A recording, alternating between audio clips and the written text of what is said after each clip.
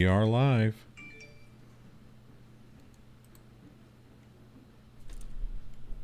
Boom. Are we good? We're live. Awesome. Yes. Welcome back. Oh man. Where am I? I've completely lost my place. I had a freaking script up. I did. Oh my God! Welcome back, horror fans, to the Week in Horror podcast, the only podcast that's coming to get you, Barbara.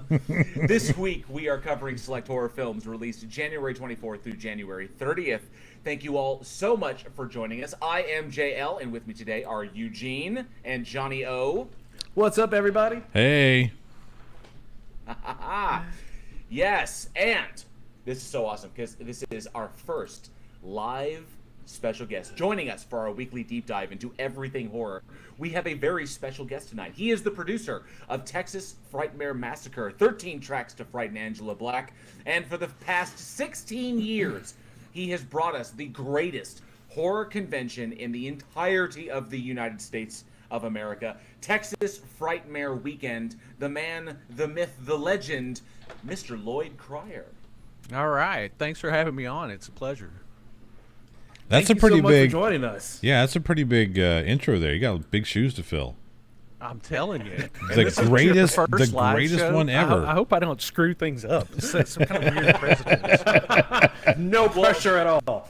Well, I'd say the first time we brought someone other than the cast live, so it is amazing to finally have a live guest here on the live show, so that everybody in the audience can interact and ask questions and do cool stuff like that.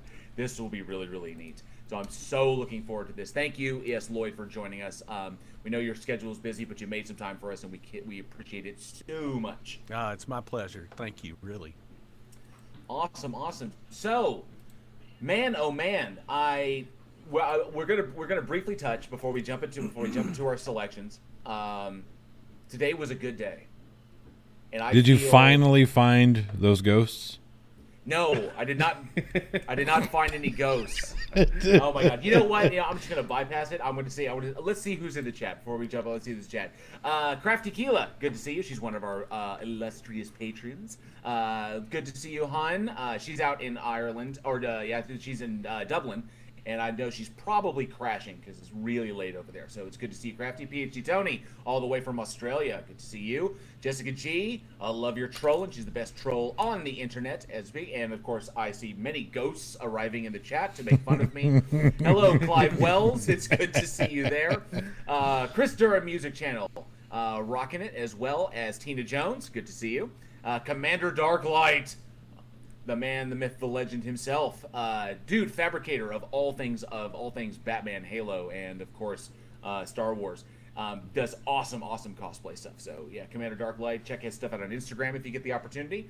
Who else we got? Dave N in the house, and We did have a very important question from Clive Wells. Oh no. Uh-oh. All right, so Clive Wells asks, "What's it like to share a panel with a science denier?" And continuing on, Jeff Roberts, good to see you, sir. Charlie Welch, also good to see you. And the George said, "Hey, you fuckers, good to see you, boss." And I think that is who we have in the chat right now. And Armageddon's Fire. Hey, he just friended me on Facebook. Good day to you, sir. So, man, an excellent, beautiful host of people we have here in the live chat. And JL being a fanboy. I am such a fanboy. I'm a huge fanboy. I cannot tell you what it took for me to muster up the courage to message Loyd. Because contacting celebrities, especially industry people, is so kind of like, I get so nervous because they're going to be like, who the fuck are you? You're like, why would I talk to you at all? And I get that paralyzing fear. It was like, who is this dude who's calling? Like when I I contacted Richard Oakes about possibly being on the show because his movie Host just saw its UK release, and I was so nervous as hell. But it was very cool. Richard came on, Adam came on. And then I was like, oh, this is so sweet. I kind of got past it. Then all of a sudden, Neil Ward, the star of that movie, he contacts us out of the blue and is like, oh, I want to be in your show too. And I was like, oh, fuck. See, all you got to do is ask. The worst thing you can say is exactly. fuck off. This is Well, that's true. usually the response I get when I introduce myself. My name's Loyd Cryer. Who the fuck are you? When you reach a certain status, that's just how that's how you talk to people. There you go. There you go. Oh, but I'm getting better. I'm getting better at it, and I will eventually. I will contact the people. That people keep saying you need to contact this person. And I'm like, sure, I'll just write them out of the blue. Hey, you want to be on my show? And they're like, who the fuck are you?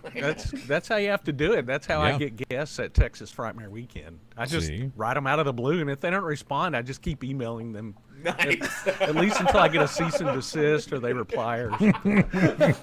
If you want these emails to stop, come to Texas Frightmare. Yeah. Yes, I can just see that. Like Rob Zombie's like, why do you keep writing me letters? Honestly, I'm sure Rob Zombie is sick of hearing about me because I email the guy and his agent all the time, and they always say no, but that's okay. One day they'll say yes. Exactly. One day. One day. So Let's see, Jessica says, for those Charles of you... Duz is in the house. He says science is for hippies. Yep. Jessica, Charles is listen. the co-host on Frightmare HQ. Very cool. Really? What's up, Charles? Howdy. Awesome. Good to have you. You got a first timer in at Week in Horror. I appreciate you stopping by. All right, man. We got some fantastic things to get to, and I know people want to dive in because this is a horror movie podcast. So let's fucking nerd out. All right. Before we get there, though, Jessica says, for those of you that are new, on the top left is Egon Spangler, top right is Eugene, bottom right is Johnny O, and special guest Loyd Cryer. I feel like you need like a nameplate to come up or something like that. Oh, you know what? I should have done that. Thank you, Jessica. Thank you. That's all I'm going to And say. Jessica Jesus, when Jail introduces himself, he does it by stating that ghosts are real and math is crap. Oh my god. Brutal, man. They're brutal. They are. And hello, Kolchak Pertwee. You came just in time. We were about to to the UK, and you jumped in just in time because we are about to do our dive. Yes. So, Johnny, what do we have up first, good sir? First film we have is 2003 Darkness Falls. It's a supernatural horror film written by Joe Harris and John Fasano, directed by Jonathan. I can't read that word. Just trying to sound it out like I always do. Oh yeah, let's pull Eugene. Leibisamanamanama. No, it's Liebsman. Film stars Cheney Clee and Emma Caulfield. Golly, I need new glasses. All right, so we have these two people who witness somebody's murder, his mother's murder. Clay witnesses his mother's murder at the hands of a spirit of a woman lynched by an angry mob more than 150 years ago. And as you can imagine, ghosts are real. Oh my god. So bad things happen.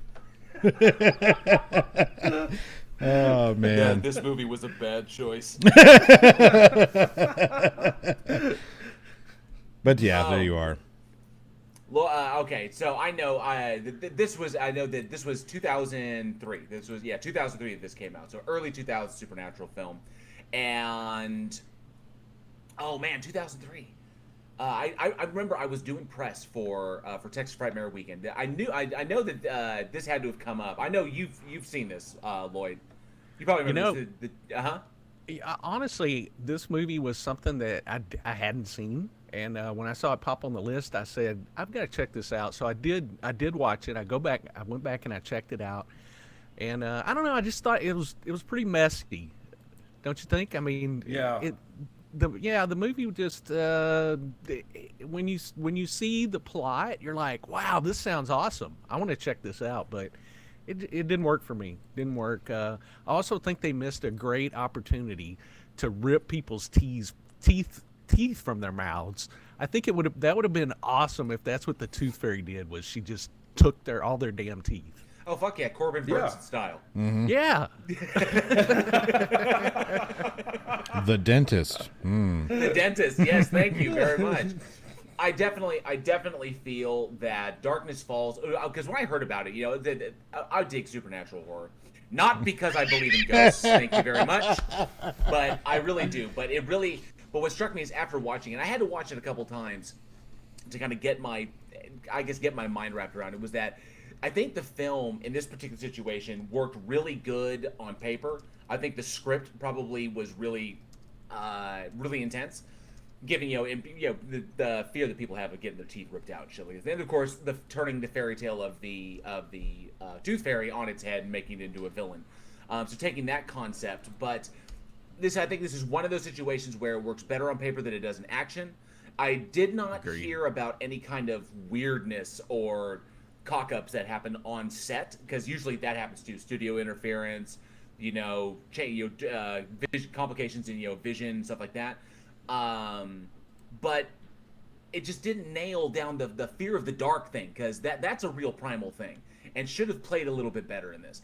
But I will say there were a couple of shots that I thought were kind of cool. The use of light, the cinematographer in this kind of hit it, because there were some good scenes. Like there was a long hallway scene where the light is kind of intermittent through the windows, and then she kind of pops up, and you just kind of see her almost kind of out of focus, kind of like just kind of hanging back there, floating around. Like, there were some cool shots in the film, but ultimately just didn't quite nail it. Not as much as, say, a movie like Lights Out did, because Lights Out was scary as fuck. Yeah, see, I agree, because there were some cool moments. Like, you had where the kids in the bathroom in the very beginning, and the doors open, and you see the Tooth Fairy spirit, whatever you want to call it, on the ceiling, and the camera's dollying back. I was like, that's a really cool shot. And so you have these inner moments and stuff like that, that's like it. But I think one of the things kind of went wrong was because you go to the Legend of the Tooth Fairy, and then it's kind of this Lights Out thing, which typically a Tooth Fairy and the lights being on or off don't really have a correlation to each other. It's kind of like, if you want to focus on a Tooth Fairy, then just focus on just a Tooth Fairy thing, or focus on a Lights Out thing with some kind of lights mythology. And another one is the movie relies on cheap jump scares, where you got it does. Emma Caulfield sitting in the car, and the cat lands on the hood for some. What fucking cat acts like that? Really? Just all of the cats act like that. Horror movie cats. This. Horror movie cats. Exactly. And then the story becomes predictable, because halfway through the movie, I'm like, I saw this in theaters when it came out. I was like, I bet you at some point Power's gonna go out into town. Power's gonna go out, just absolutely, and then the lights go off, and we're in the theater, we're like, ah! There were a lot of way too convenient things that happened in that movie. Yes, like what yes. you're talking about. I will say the wood scene was actually kind of I thought that was kind of neat, because that had hallmarks of other horror films. That was another thing that I think was a little too on the nose for the film, is that it took a lot from more successful films, and I think they felt somewhat shoehorned in, but at least they did them well. I thought the wood scene when she's picking when she's picking off all the cops, I thought that one was actually kind of neat. Just drop it down and it was the police and the hunters, and she just drop it down and just grabbing people and taking them out of nowhere. That's kind of freaky to me. I think, because it's cool. Yeah, that's kind of why I'm split on this movie, because it had so much going for it, but then it just seemed to kind of falter, kind of fizzle out, especially in the third act. Yeah, it did when they're doing the stairwell jumping. And it had the floodlight on one, and it turned into a platform game, because they're like, okay, we have to jump at the same time, and she can only grab one of us. Well, fuck, I'll wait for them to jump first. So she's busy taking somebody, then I'm gonna jump. Yeah. It's like another version of the floor is lava. Yeah, exactly. you know that it was either Joe Harris or James Vanderbilt or John Fasano that, while they were writing this, had just played Pitfall. And they're like, oh, this would be so great. Or Prince of Persia or something like this. We got to make these big jumps, and then the light could go out in the middle and snatch somebody. That'll look really, really good. So it kind of felt like a video game adaptation, like you're saying. Let's see. And the George says, "I can see you, bitch." That was really corny as hell, and it was kind of corny. Oh, but ultimately, I think it was a shame to see, because, and number one, I thought the movie poster was really uninspired. They could have done better on that. It was just a cheap Photoshop job. But the film fell into a lot of missteps that horror movies of this ilk, especially in the early 2000s, fell into. Just classic missteps that kind of just drove everything wrong. Yeah. Yeah, you had such a cool premise that they could have played with, and it's frustrating because it's like there are dabs of it. It's not just a bad movie all the way through. Like there's moments where it's like these gems, like man, it's really good. That's really good. And I was thinking about like another film like it, Independence Day Resurgence, where it pitches you a movie inside of that movie that would have been better. Yes. But Absolutely. we got that instead. Yeah. Well, and it's hard to say because I mean, you can tell. I mean, the premise is obviously good. The film was shot on a budget of 11 million and it banked 47.5. So it was a success. I mean, not the greatest success it could possibly be, but it was a success. But it obviously dropped off very quickly. Once people got a taste of it, they're like, oh, this could have been something else. I wonder what the original idea was, because one thing that really that has bugged me that since we started doing this podcast, I've discovered that there are a lot of movies out there that the versions that we get theatrically and even for home release are not the versions that were intended. Right? So one of the biggest offenders of that is a movie called Knights of Badassdom. And E! Entertainment got a hold of that, and that should have been an amazing film. Kurt Russell went on the record saying that he saw the original director's cut of that, what was intended, and that was Joe Lynch who directed that. Joe Lynch, And he said, Kurt Russell said, I saw that, and the movie was hilarious. It was awesome. It was gory. It was, it had its moments, and it was drop dead hysterical. All of the actors in it are so talented, and it was going to be amazing. And then all of a sudden, E! Entertainment got a hold of it, and they just took it to the woodshed. And just what we got was in no way what Lynch intended, which was a shame. And because of the contract agreements, we'll probably never see a director's cut of that film. But we know that one exists. We may never see. I had as a kind of side note, I was almost tempted to try and do a documentary based upon that. I wanted to show going after the real version of Knights of Badassdom. I love that movie so much. But that happens. And given what we see in this, and all of the really, really strong parts, the parts that obviously sold it as a script, you got to wonder, is there another version of this out there, or is this what the director intended? Like, we didn't hear any bad blood come out of it. It wasn't like there was a huge amount of interference between Sony, Revolution or Columbia, and the filmmakers. So we don't know. But it feels like there's something. It should have been something else. I just got that feeling every time I've watched it. Yeah. I would have loved to have seen more about the Tooth Fairy, and I think that could be such a creepy premise, but this one just didn't make it for me. Yeah. Wasn't there a movie with another Tooth Fairy movie? With The Rock. Oh yeah. No, I mean I thought there was like a. That's true. Yeah. Yeah. Oh, let's see what we got here. PhD Tony says ultimately it's a rash. Just one of the. Oh, let's see. Charlie does says Independence Day 2 was like Nazi torture. Damn. Wow. Ouch. That's wow. It's pretty strong. There's one for the movie poster. And the George says Darkness Falls feels like a barely watchable U-Bowl movie. In all honesty. Ooh. Wow. I don't know which one is worse. Oh, damn. Oh, just not even going for the slow torture, going for the straight kill. Just right into it. Keep that up. Man. U-Bowl will challenge you to a boxing match. I think he's old now. I don't think he'll fight anybody anymore. Want to bet? I don't. Maybe he will. He's a restaurateur now. So That doesn't mean anything. Oh, it just means he has access to more weaponry now. It just means he's got a lot of protein to keep himself, beefed up. My problem with Uwe Boll, the only problem I had wasn't so much that he was a terrible filmmaker. I mean, In the Name of the King, how do you assemble that cast and everything goes so impossibly wrong? But it's not just that. It was how his cast were treated. It was how the cast and the crew. There were just a litany of tales that came out of those sets where people have just like unsafe working conditions, bad planning when it came to stunts, just a whole lot of disorder on the back end. Everything above the line was just chaos. and Juve was not very good at holding things together. So things would just happen all of a sudden, and everyone would just have to adapt on the fly.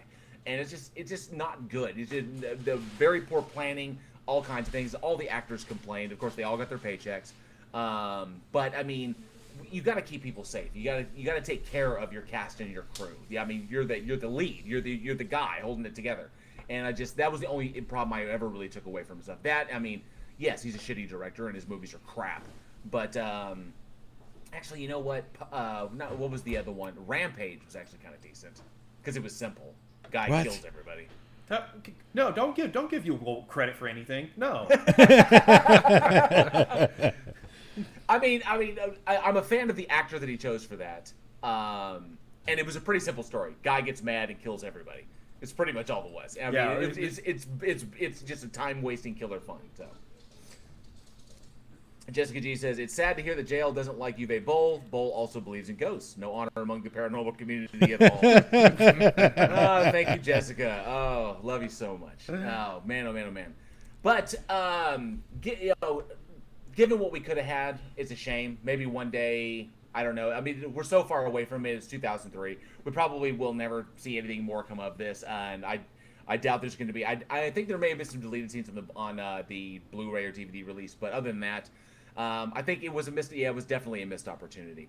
You know, there are definitely movies that handled the dark, the kind of primal fear of being in the dark, of not seeing your adversary.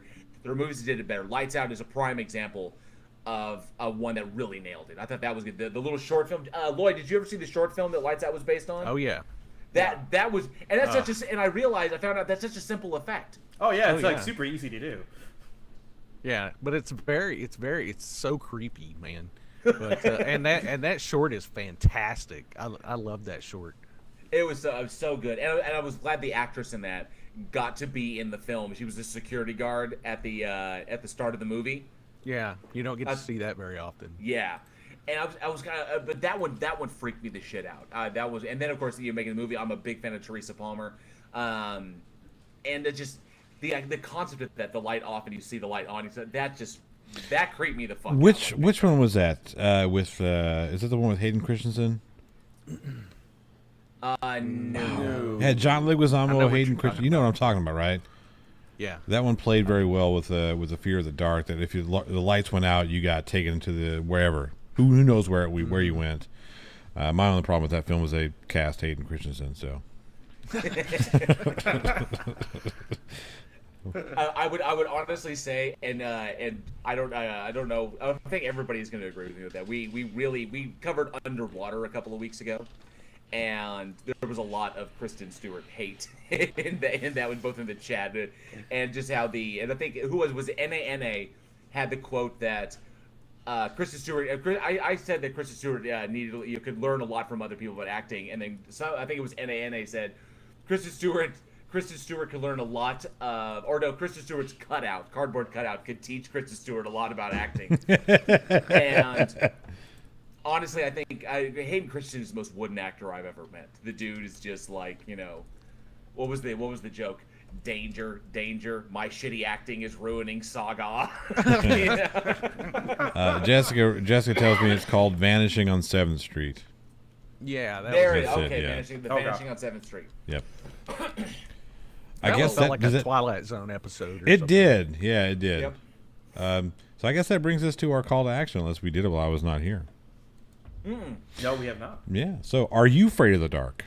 Let us know at weekinhorror@gmail.com or in the comments or side chat, and we'll be happy to discuss with you. Awesome. So on to our next one, which is me. Yep, that's you. Yes. Hey, you get to mess up on the script. I get to mess up too. Sure. You're so mean. No, I'm being serious. All right, for our next film. Released January 26, 1996. We have the sci-fi horror film Screamers. So, directed by Christian Duguay and screenplay by Dan O'Bannon and Miguel Tejada Flores, based on Second Variety by legendary author Philip K. Dick, starring Peter Weller, RoboCop, Roy Dupuis, Jennifer Rubin, and Andy Lauer. The film for those who haven't seen it, the premise is pretty much it's a sci-fi film in the future. Wars between mining colonies. Now, this particular planet, there are two competing factions within this war, and they're currently in a kind of like peace treaty stalemate. And the two camps are divided by this kind of open terrain, which have been deployed like these living. You can consider them like living mines, but they're robots and they're full of blades, and they run around in the ground, and anybody they target, they jump out and they kill people. And they're called screamers because they scream as they come out and they kill you. How's that go again? And what? I don't know. I don't know how they do it. So, but and then of course, one day the enemy camp loses the signal, so Peter Weller decides, we got to go check on these guys, see what the hell's going on. Because of the situation we're in, so they go to check on them, and of course engage with the screamers and find out they are evolving into something much terrible. So Moaners. They're what? evolving into moaners. Moaners. Slightly less loud and annoying. That's the sequel. Screamers, moaners. Screamers 2, moaners. There you go. That's amazing. The moaning. By Vivid Entertainment. There you go. Vivid Entertainment. That's not the porn parody.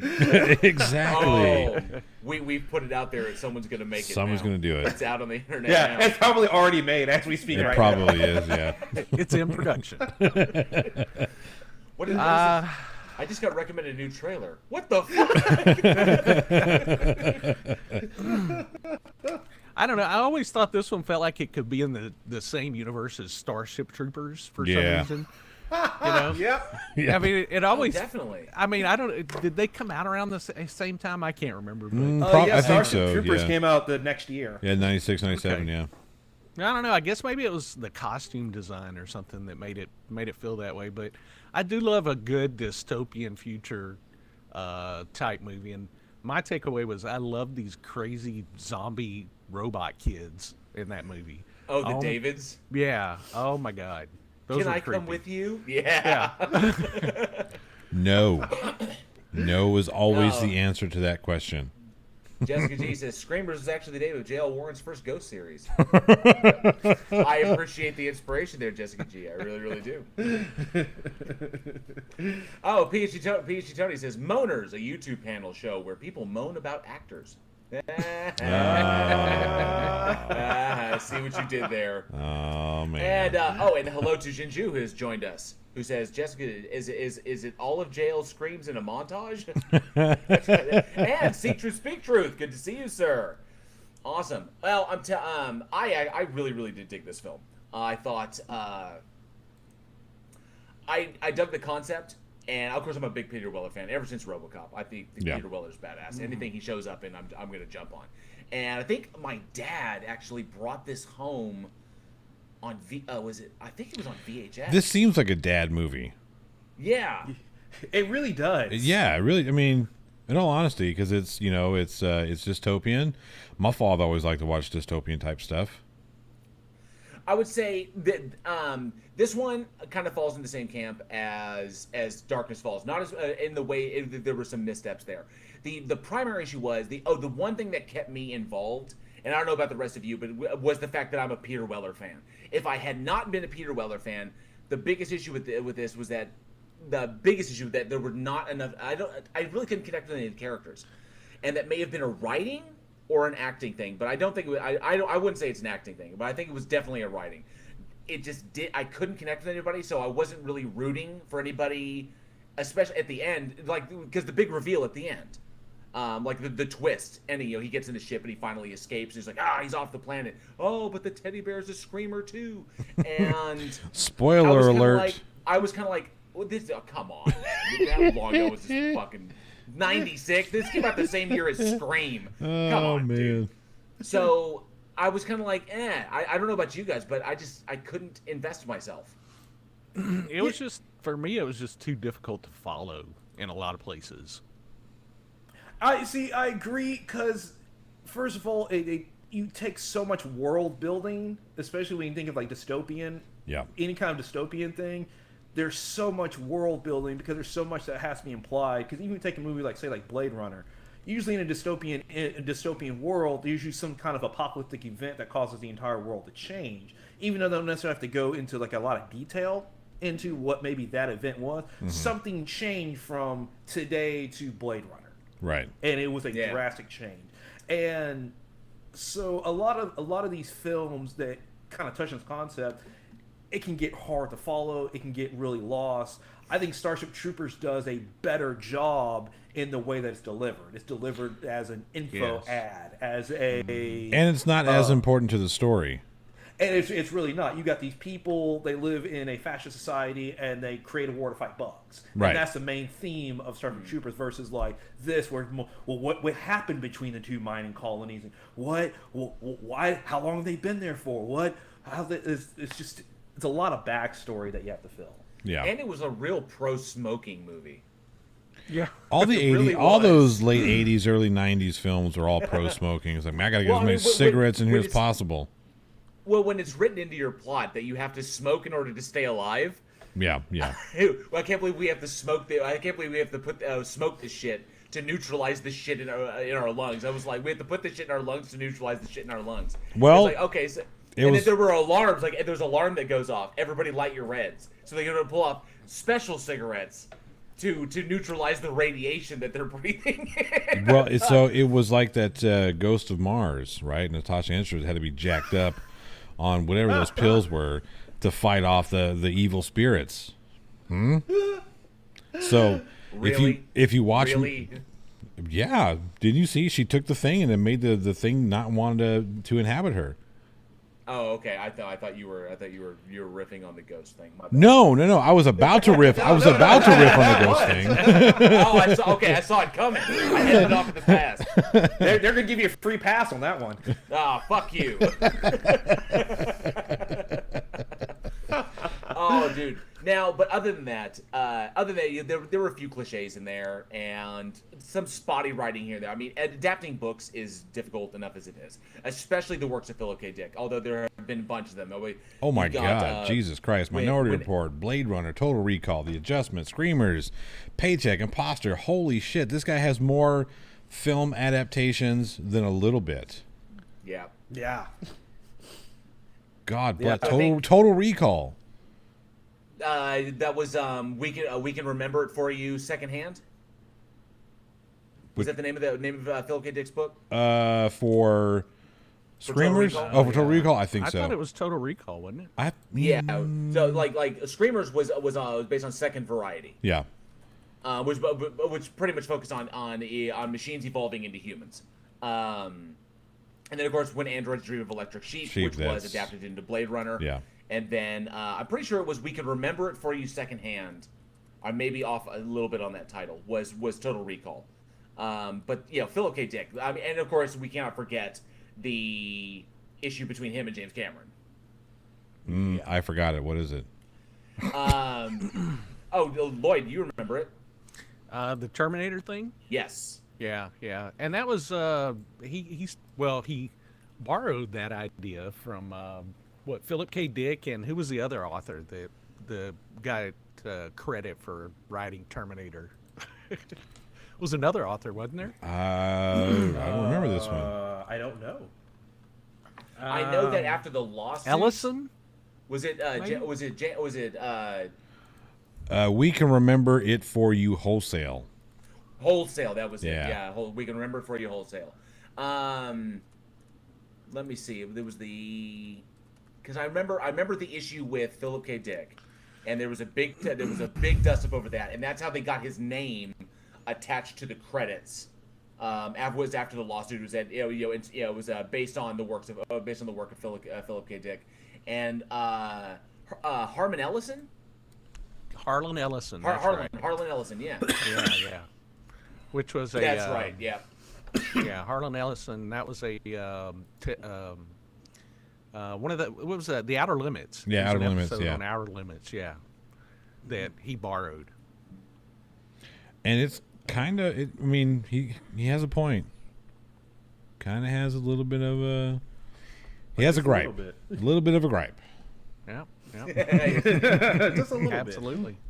That's Just a why his skosh. name is in the credits now. Yep. I want my royalties, damn it. I'm Let's still see. waiting Oh, on yeah. Avatar 2, so we'll see. Let's see. Yeah, Harlan Ellison stated that he loved the movie, was blown away by it, but he believed his screenplay was based on a short story and episode of The Outer Limits he'd written titled Soldier, and he threatened to sue. That is so hardcore. So Ellison, so Harlan Ellison loves the film, and is just like, this is amazing, this is incredible. But I you stole wrote it it. from me, so I'm suing. He wants a piece of the pie. Well, look, here's the thing. I mean, if you have a legitimate complaint, and he does, might as well get paid for it. Yeah. Sure. Yeah. Yeah, So I'm pretty was it- sure.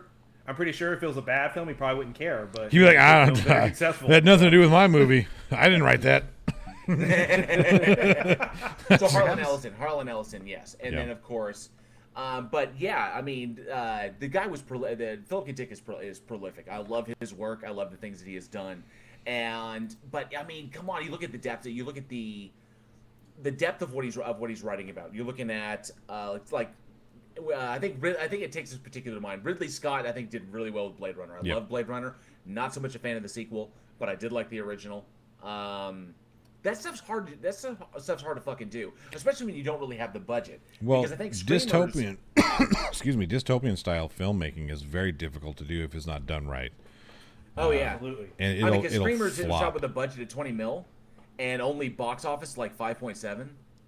Ooh, yeah, jeez. Yeah, I don't know I anybody who remember- saw this in theaters. That's what I was going to say. I remember this was big on video, but not so much in theaters. That's probably the first place I saw it was video, too. Definitely. Yeah, see, Yeah. I remember watching it, but I don't remember watching it. I know that I've seen this movie, but I don't remember anything about it other than Peter Weller was in it. I think it was probably the claim to fame because there weren't really any other major actors in this one, but I enjoyed it, and there was a Jennifer sequel. Rubin was in it. I don't know how Yeah. major that is, but it's pretty major if you're a Nightmare fan. That's true. Jennifer Rubin, yes, she was in Dream Warriors. That's Yep. right. She was The junkie. chick with the chick with the blades. Yep. Yeah, in my dreams, I'm a badass.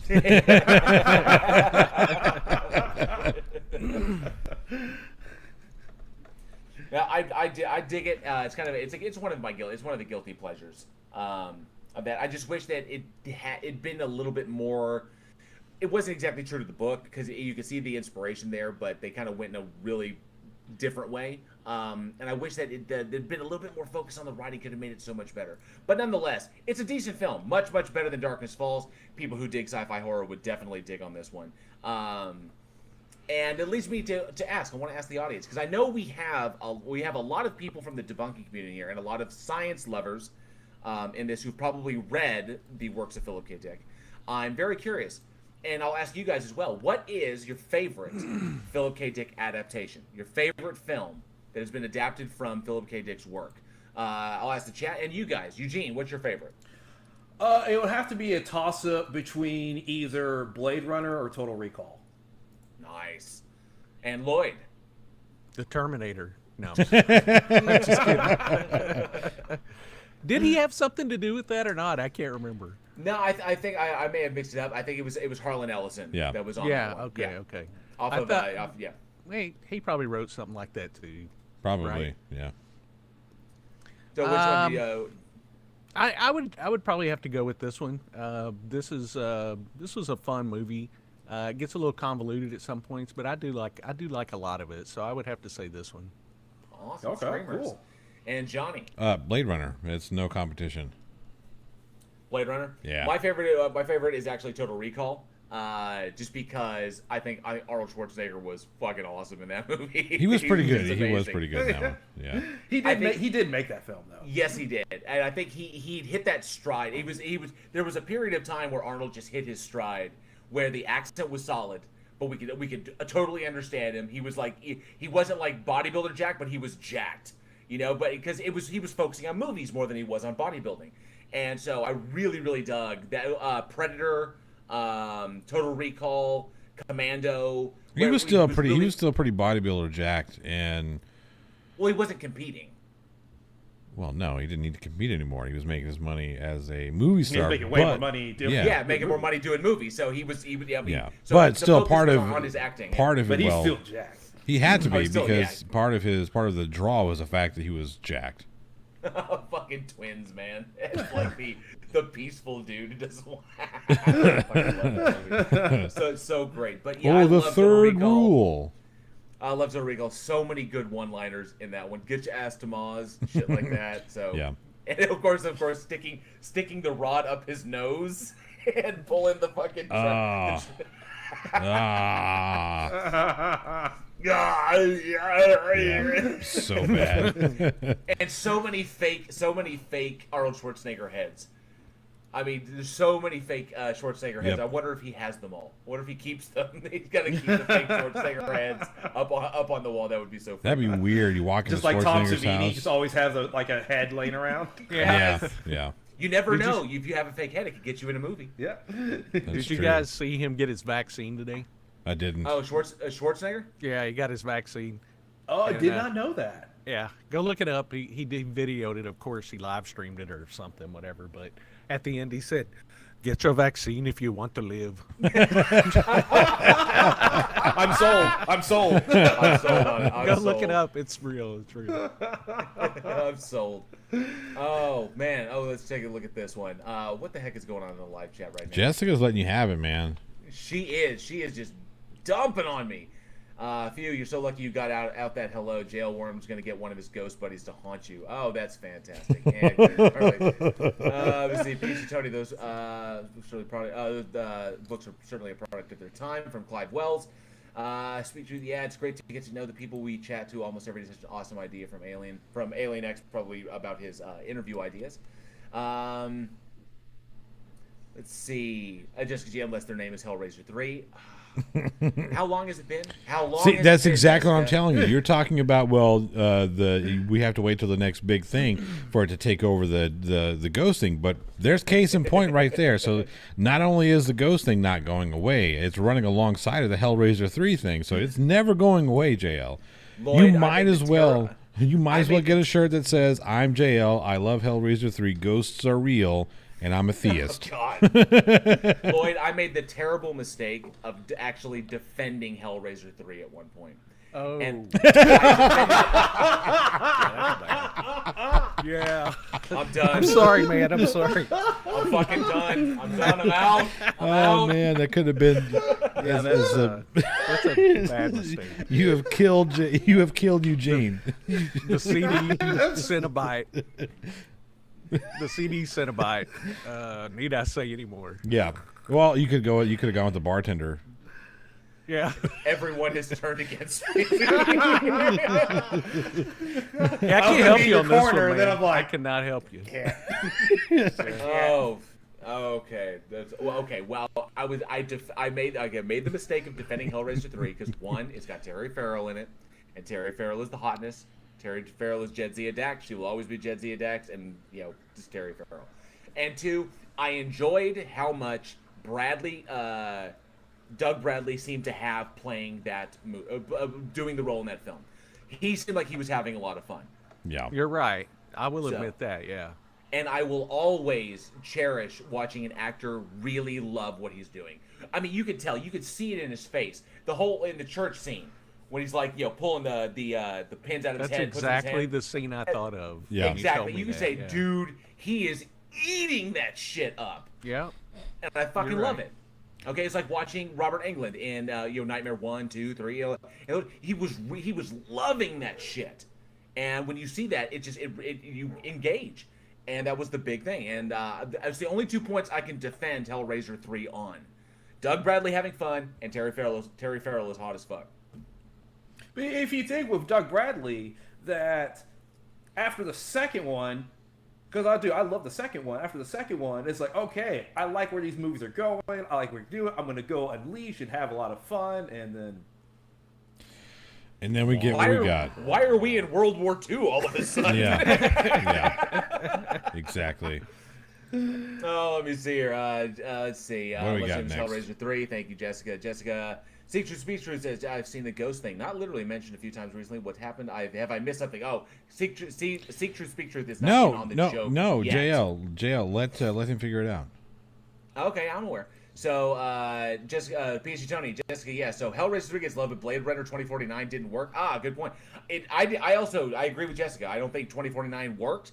I think those ideas may have worked earlier, but they just didn't work now. Maybe I didn't really like Ryan Gosling in the role. I thought it felt like shoehorned fan service bringing Harrison Ford back. Yep. That's just me. You didn't like Blade. I loved Blade Runner 2049. I thought the movie was fantastic. I thought it was just it felt like a cash grab. It didn't feel soulless like the Pet Sematary remake or other stuff like that, but it just felt like, do we need this? I like the technical achievement. The cinematography in that movie is like fucking amazing.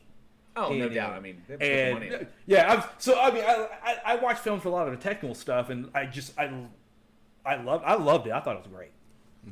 Yeah. Let's see. Jessica here. says, so in good. other words, Blade Runner 2049 is shit, but Hellraiser 3 is awesome because of Bubes. JL Warren 2021. Okay, yeah, I'll accept that. I'll accept that because of Bubes. I got no problem. I got no problem in saying that. Let's see. Okay, I see that Commander Darklight and Jessica are explaining it to Seek Truth, Speak Truth. So they are explaining what the joke is, what's going on. And the George says Blade Runner 10 out of 10 was excellent. I love that movie. Oh man, fucking Harrison Ford was on point. Oh God, Rutger Hauer. We just Rutger Hauer. We remembered him last episode because we were talking about the original Hitcher, and because it would have been his 77th birthday. Just a little bit ago. So we miss Rutger Hauer and his crazy eyes. Fucking Roy Batty's amazing. PhD Tony says, hang on, did someone just say Commando was a good film? I didn't say Commando was a good film. I said Commando was one of Arnold Schwarzenegger's movies. That's it. That's all I said. I love Commando because it knows exactly what it is. Yep. When a guy takes a helicopter missile launcher, puts it on your shoulder, figures out a way to fire it, and kills people with it, I'll watch that every time. Yeah. I love Commando. That's a great action flick, man. Like, Yeah, exactly. exactly. Commandos is it's just gratuitous action. That's all it is. And it doesn't try to be anything other than that. I don't know why there's dialogue in that movie. It was man on fire with no commitment to acting and no drama whatsoever. Please don't bother my Just- friend. He's dead tired. Let out some steam. Let up some Steve Bennett. I was like, holy shit. Yeah. Oh, so great. Who else? What else we got here? Charlie Wells says End of Days. End of Days. Yes, of course. PhD Tony says, has JL been checked for a recent stroke? I haven't stroked out. Whoa. Seek Truth, Speak Truth. Boobies and horror films go hand in hand. Yes, they Yes, they do. do. They do. Both hands. Whoa. Oh man, oh man. And of course, Dave N says he didn't think much of Minority Report. I know some people did. I think people were pretty divided on that. You either loved it or you hated it. I don't like Tom Cruise, so there you go. Everyone's got their things. All right. So if anybody else, if you're picking up the show and it goes live on our podcast series and you're not here for the live, hit us up. Let us know, what is your favorite adaptation of a Philip K. Dick book in either the comments below or hit us up, weekinhorror@gmail.com. Eugene, you got our next one. Take us into slasher territory because this is a special one. Oh yes, this is a fun film. Released January 29th, 1987. We have Nail Gun Massacre. Directed by Bill Leslie, starring Ron Queen, Bo Leland, Michelle Meyer, and Rocky Patterson. Oh boy. I love me some Nail Gun Massacre. And Okay, now before you go on to Eugene, I'm going to interrupt just very, very slightly. All right. I understand, and Johnny brought this up to me, and because of Lloyd's very special connection to this film, I realized that the film was shot it was a 1985 release, but it was not released in the United States in 1985. The release date that we have there is the United States release because it was released in Spain first, then it was released in Belgium, then it was released in the U.S., then it had its DVD release in 2004. I am aware of this. I chose the U.S. release, because all of our films have the U.S. release, either a direct-to-video or to theater or to whatever. I go with the U.S. release because it's when Americans could first get their hands on them. I know Because piss on everybody else. Take from that what you will. Okay, but that's the one I went. So I am assuaging Johnny because I know he's over there like it didn't fucking release in '87. No, So, I was just gonna let it slide. I wasn't saying anything. you gave me some shit before we went live. That's before. They don't have to know that part. Look, the kids don't need to see mommy and daddy arguing, JL. This is true. So Eugene, give us the plot summary. I love it because it's simple, it's straightforward. You got a guy in a camo suit and a helmet with an air nail gun, and he goes around and kills people. And then says cheesy one-liners. I love the tagline. I love the tagline to this one. Which one? There was like 100. Well, So many. The tagline that was on the poster, it's cheaper than a chainsaw. Cheaper than a chainsaw. They're letting you know. Yuck, yuck. I get some for one special. I dug a very penetrating story. Like, yes! Yeah. And the dude is just like up on the body. He's like he's just like conquered a fucking mountain. He's just like Selfie time. And his legs are like out of proportion long. Too. Oh my god, they so are. It's a weird angle. Oh, it's meant to be like the camera is like up at him. Yeah. You know, like at that angle in order to get. But yeah. Yeah, oh my we'll God, say that. We'll just say that's what it was. That's some fucking Rob Liefeld shit right there, man. For any comic fans out there. Well, Terry, you guys know that director Terry Lofton was a good friend of mine, and he had, the way I met Terry Lofton is years ago. I had a DVD store online when DVD was a big thing, you know, and I was selling all kinds of stuff, and I had bought these copies of Nail Gun Massacre on VHS from a distributor. And Terry called me up out of the blue. He found my number. I didn't know him before this at all. He called me up and he goes, "Are you bootlegging my movie?" And I was like, "What?" I was literally in a drive-thru at a Jack in the Box when he called. And I was like, my mind is being blown right now, so can you hang on just a second? And I got my food. And he thought that that I was bootlegging this movie. Apparently, the distributor that I bought it from was bootlegging his movie. Uh-oh. And we became very, very good friends. Terry is from Seagoville, Texas. You guys know where Seagoville is? Yep. Mm-hmm. That's between the middle and nowhere, correct? Yeah, absolutely. East, going east of Dallas, I guess you'd say. But that's where Terry was from, and that's where they made this movie, was in Seagoville, Texas. And we had Joe Bob Briggs at the show one year, and he did. Were you there when he did the panel? He did a panel for Nail Gun Massacre. Oh, I wasn't there, but I did hear about it. Okay. This was direct from Joe Bob. He calls it the best horror movie, or the best movie ever made in Seagoville, Texas.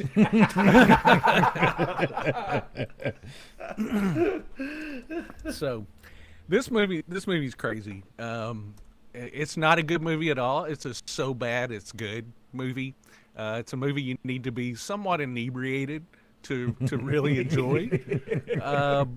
But it is fun, and I knew Terry Lofton for a long time, and he had some health problems, and he was going to pass away, and he asked me if I wanted to buy the copyright to the movie, so I did, and we've distributed and overseas in England. We've got 2 Blu-ray releases. We've licensed T-shirts and merchandise with it, so. I just wanted to keep it alive for Terry, so that's kind of why I ended up saying, sure, I'll own Nail Gun Massacre. Hell yes. That's badass. And this is so sorry. This is so wild because I selected the movies we were going to talk about way early on. So like weeks in advance, I selected the 4 films we were going to talk about, and then I sent those over to Loyd. It's like this is what we've got, and you got plenty of lead time. You're good to go. I had not written the script yet, and I actually hadn't seen Nail Gun Massacre yet. I knew of it, but I hadn't seen it. So then I started doing my research. Go to write the script, go like this, and start breaking everything down. And holy shit, there's the connection. I had no idea. And then, of course, when we were doing the breakdown, and then Lloyd's like, you do know I own this movie, right? And I'm like, I had no fucking clue. I had no idea whatsoever. We've had so many happy accidents like that on this show, where either the show will come out thematically linked, or somebody will have some connection to something we had no idea of. And that just makes it all the more. That just goes to show how amazing the horror community is, and the people that are in it, and everyone, from the fans to the filmmakers. I mean, that just goes to show how amazing. I love being a part of this community. So, but yes, this film is so amazing. Okay. I'm sorry. Okay. I read a comment. What did you? I read a comment in the live chat. Clive Wells says jail had the script ghost written. Someone else pulled that joke. Someone else pulled that joke on me. He pulled it. They tried to set it up. They're like, "Hey, have you ever considered writing a book?" And I saw it in the chat, and I wanted to answer them because I actually have written a horror novella, and they actually write, "Have you ever considered writing a book?" And I was like, "Oh yeah, I'll answer that question." And then too much time went by, too much chat went by. I didn't get a chance to answer him. And then he came back with a punchline, because I could ghostwrite it for you. Oh, it's like, oh god. So yes, I got that before. Sorry, someone beat you to it, Clive. Well, I think it was Daryl M. It's fine. I saw it today for the first time, Clive. It works. Oh Lord, see, now you totally throw me off my fucking game. Sorry, So, I couldn't help it. I'm sorry. So the big reason why I chose this movie was because a few weeks ago I like to introduce our listeners to little known subgenres. So like a few weeks ago we got to introduce them to melt films when we did Street Trash and films that are like that, like the Blob remake and stuff like that. And this one is definitely splatterpunk. Oh yeah. And that's Johnny's cue. Oh shit! I'm sorry. I'm reading the side chat. I'm waiting for the next good ones. Not my fault. So speaking of splatterpunk, are we catering to the splatterpunk with these types of films? What are some other splatterpunk films? There we go. I apologize. I was reading Charles Does, because Charles Does says Lloyd forces everyone to watch Nail Gun, regardless of how many times he's made you watch it. If you say no, he turns it off, but then acts out the entire movie and won't let you leave. Thanks, Charles. Hey, Charles, you gotta admit it was an experience, right? And you need to experience it all the time.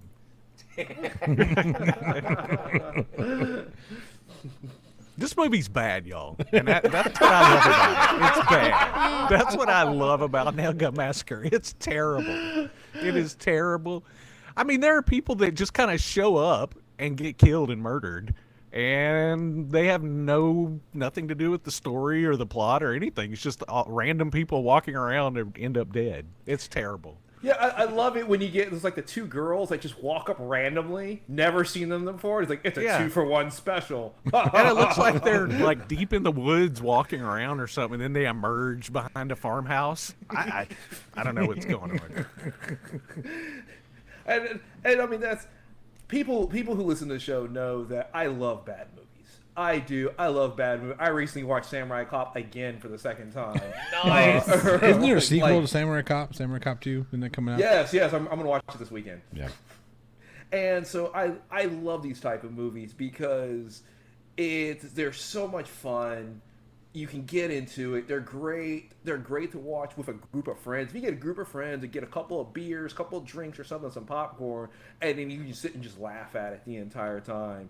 Because I mean, it's the main bad guy is just camo suit, motorcycle helmet, nail gun. There you and go. Nail guns don't even work like that.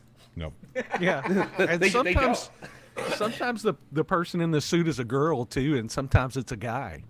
That's what makes it cool. Yeah. And I like that for the movement effects. because obviously females can move differently, but I like it. It offers a bit of especially if they're trained in movement. Their fluidity makes it a little bit more scarier, and I dig that. Yeah, there's a So lot of Johnny. Oh, go ahead. No, I was just going to say there's a lot of Ed Wood moments in this movie that, they filmed it and then they said, there was like a major problem and they just went, all right, that's it. That's a wrap. And then they go to the next scene, there's just no, they're just, of all the mistakes in the movie, there's tons of them, but that's what makes it fun. And to answer Johnny's question, examples of splatterpunk would be films like Meatball Machine, Martyrs, Midnight Meat Train, Broken, Chrome Skull. Actually, I got to catch Chrome Skull 2 at TFW when it was up there. That was a fun time. That was a brutal fucking movie. Fuck. Yeah. The knife through the side of the girl's head, and then he grabs and he's like, just crank it. Oh, that was hard fucking core. Oh, yeah. Rob Hall did those effects. The director did the effects, too. And they're amazing in that movie. That shit was intense. Oh, wow. Mm-hmm. It's a wicked scene. And I did not see it coming because Chrome Skull's huge fucking dude. He's got the metal skull, like Chrome Skull. He's got the skull, like, and the mask is like, at this point in the sequel, it was like burned to his face or like adhered to his face because they used this like acidic adhesive in the first film and it like glued his face and fucked his shit all up. Anyway, so he catches this one girl and she's like on the other side of the room, and he takes this big ass fucking knife, this wicked looking knife, and just hums it at her like ha! And it wouldn't work. The knife is totally off balance. But he hums it like a fucking like shuriken, and catches her. It doesn't catch her like dead, like in between the eyes. Catches her in the side of her head. Yeah. So it's like in the side of her cheek and then coming out the back here. So she's still well alive. And then he comes up and he grabs her and starts like just working that shit. I was like, what the fuck?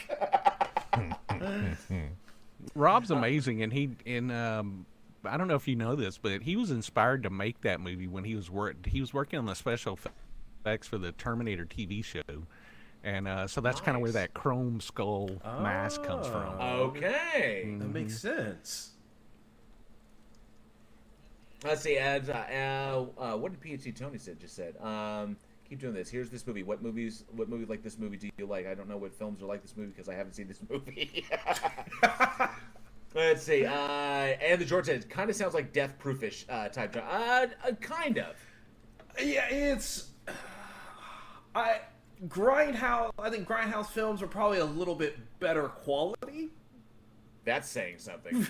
than Nail Gun Massacre, but this is the thing. If you like cheesy bad movies like Ed Wood quality, Plan 9 from Outer Space. Mm-hmm. I'm not even talking about movies like The Room, but Manos, Hands of Fate, stuff like that. You'll like the Beast of Yucca Flats and shit like that. Hey, the little touch of Satan. Yeah, I've seen that. There's a scene where they open a gate and the gate hits the camera and they just leave it in. Yeah. I mean, might or as well. the blood on Satan's claw. I remember us talking about that one. Yeah, just one of those. But the thing is this: it's a fun film. I love how it seems like. Because he tries to have these clever one-liners like Freddy Krueger does, but it's like you couldn't choose which one-liners. He'll say like 6 one-liners for each kill, which doesn't make it a one-liner anymore. No, now it's a monologue. It's completely and totally unrelated. But yeah, I watched this movie because we were going through the Christmas season and we covered Santa's Sleigh with Bill Goldberg as Santa, and his entire script. Like, you imagine Bill Goldberg gets the script. The entire fucking script was one-liners. That's it. That's all the man had, except for, like, one little scene when he's, like, beefing it out with the grandpa. Because they have history. So he's like, I've got beef, and we're going to talk about it and shit. But other than that, it's just kill, one-liner, kill, one-liner, kill, one-liner, kill, one-liner. And that's all it was, the entire script. And I got hallmarks of this. It's like, it is amazing that this trope has survived. Where it's just like bam and deliver something hilarious.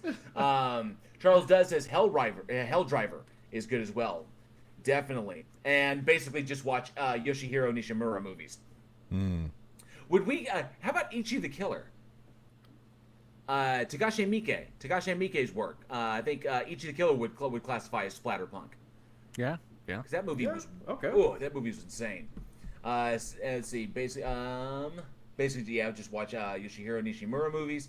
Second place goes to You're Next. I don't know. Oh, anything from Trauma. Yeah. Yeah. No. No That Trauma. was Jessica G saying. I wouldn't agree with that. As being Splatterpunk. Let's see. Charles Dust says best Splatterpunk would come from Japan. Ichi, Tokyo Gore Police. Yeah, he said Ichi the Killer as well. So yeah, I agree with that. And then of course, there's apparently another conversation going on in there. So anybody, and then See True Speakers brings up Maniac Cop. We actually talked about Maniac Cop one time. Yeah. And he said that movie was amazing. Cops, Bubes, and Murder. There you go. There you go. Straightforward. Straightforward. What else are we missing? That's really all you need. Yep. You know? Yep. And you can even take the cops out and just do boobs and murder. Just boobs and murder, yeah. That's just the main theme Yep. on this one. And Commander Darklight says, Jessica, I think you just about described almost every cheesy horror movie ever. I agree. That's yes, true. This is true. Cops, She agrees too. That's cops true. who don't know how to do their job, teenage girls who don't know how to keep their tops on, and murder. Mm-hmm. And it's straight murder. And just murder. Yeah, murder. Yeah, pretty much what it comes down to. Yep. But nonetheless, anybody who has not seen this film and is a fan of splattery fucking goodness and just a good guilty time. Like I said, Joe Bob Briggs covered it, and this is the kind of films that Joe Bob really, really loves.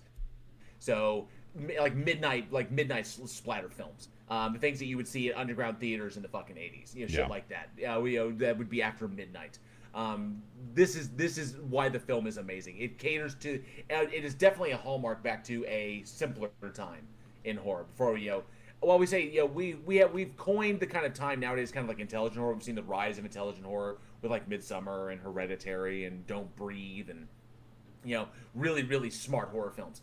But if you really, really dig the old school stuff, like Return of the Living Dead, if you like that kind of energy, then definitely shoot for Nail Gun Massacre. Fucking amazing. It is. It's a fun film. I do like the 80s feel that it has. It's like, this is the slasher movies. It's kind of maybe towards the end of the height of slasher movies, but slasher movies are still a big thing in the theaters at this point. And it's just like, hey, you know what? A weapon we haven't seen before, a nail gun. Let's have some fun with it. Yeah. This is true. Let's see. Oh, hey, Tony Regime. Just saw you in there. He used to have the poster for Maniac Cop. That's pretty awesome. That's cool. PhD Tony, has no one else seen You're Next? Yes, Tony, I have seen You're Next. I actually screened it and when I was working for Cinelinx. I enjoyed that movie. I was a little bit of a letdown because I had the anticipation from the trailer it was going to be something different than it was, but still a fun slasher flick. I was like, it's okay, it's an insurance scam and whatever. I was like, I thought there was going to be a bit deep because the trailer was fucking amazing. And I was like, oh, this is going to be sick. Like 3 psychos dressed as animals and they're hunting humans. This could be really cool. And I was like, oh, and then it was a whatever plot. Yeah. But nonetheless, Sharni Vincent kicked serious fucking ass in that movie. Oh, yeah. She jams that fucking blender in the top of it, off of his head. Blenders don't work like that, by the way. Blenders don't work that way. This is true. That's one hell of a blender. If you get a blender that can go through skull and brain. It was a ninja. Bought it off the infomercial. There you go. The high grade one. It's the ninja with the special Ginsu blades. Oh, so fucking sweet. Oh, yes. But, all right. I mean, we talked about some of our favorite 80s splatter flicks. I like to ask the audience, and I like to ask the panel that we have here, what are some of your favorite 80s splatter flicks? Well, I'll go ahead and chime in. Go for it. I love The Prowler. I think that's a great splattery, and it's real splattery because there's even like an exploding shotgun, head explosion, So that's a real splattery movie. Lots of good Savini effects in that. Anything with Savini effects, I'm a sucker for, man. Oh yeah, love a good exploding head. Yeah. while it is not splatterpunk, my favorite 80s splatter film, my favorite of all time would have to be Maniac. Oh yeah. Oh, it's a good one. That one was hard fucking core, and of course, we made reference to it earlier. Just because Savini had the head of himself, so hey, you got a spare head, we need to blow it up. Hey, I guess you're a fucking boyfriend, and that whole shot, the way it was set up, with the fake head, and then he fucking Joe just jumps up on the fucking car and just fires that shotgun, which was legit, through the windshield into it. I thought that was brilliant, absolutely inspired. So, and not to mention just a hardcore fucking movie. Yeah. Savini had it right because he always said that the best way to do an effect was to actually do it. So if you're going to blow up a head, actually blow up a head. You know what I'm saying? Shoot it with a shotgun and blow it up. That gives you the best, most realistic look. And it will always look good. Right. No matter in 4K, 6K, 8K, 16K, it will always look good. What about you, Johnny? I don't know. You guys said I couldn't use trauma films. I was gonna go with the Toxic Avenger, but I don't know. Actually, I was going to go Toxic Avenger, so by all means, go for it. See, yeah. Just because I like those trauma films. You know they're rebooting that? Why? Why? Why? Oh, dude, man! Like I just got word on the wire that give me 1 second. I haven't Toxic. Dang it! Not Toxic. I saw Shock that Syndrome. too, JL. Yeah, the Toxic Avenger. It doesn't need it. No, it was fine the way it was. Okay, check this out. It's not just that, but it's being rebooted by Legendary. It didn't matter who was being Quiet. done. It doesn't Wow, matter. everyone got quiet on that one. It doesn't matter. I don't. You got to tell them who's going to star, though, JL. Oh, Peter Dinklage is set to star in it. Still no. Listen, I like Peter Dinklage, I really do, and I'm pretty sure he'll do a fantastic job. But what makes the Toxic Avenger the classic is the 80s style gore effects, where the guy's at the gym and he has the weight bar and then drops the weight on that guy's head and crushes it. Like the 80s style effects. That's what makes that movie. Yeah. Okay, well, I mean, You just ruined my evening, Jay. I was having such a good time. Kaufman and Hers and Michael Hers are both serving as producers on the film. Unless they will Kaufman have- they will is have involvement. directing it. No, it's actually being directed by Macon Blair. I'm not gonna be sold on it until like somebody I know watches it and says it's good. Okay, I won't be on it. It could be interesting. I don't know. It could be, but it's coming. Oh, let's see what the chat has to say. So, the effects in The Burning were awesome. Yes, Tony Regine. The Burning. Oh man, we've had so many conversations about The Burning and Friday the 13th and who beat getting beat to the punch. But The Burning was amazing. I don't think it gets as much credit as it should get. It was a really good film. Bad timing. That was it. It was just poor timing is the one that affected that one. Yeah. Jessica says Class of Nukem High. Awesome fucking movie. Yep. Fantastic. Tony Regime says Scanners had the best exploding head. Yeah. I think it did. Yeah, and it happened within the first 20 minutes of the film. Yep. So there you go. And of course, the very effective Michael Ironside. Just like, Yep. Looks like he's dropping it. Looks like he needs some more fiber in his diet. Charles does. Maniac, I wouldn't call exactly splatter. It's definitely exploitation, more serial sex horror. That's getting pretty hardcore. We're getting nitty gritty, I think. Yeah, I can agree with that. I mean, it was splattered to me, but maybe not as much as other films. But I can agree with it. It's definitely an exploitation flick. Yeah. Absolutely.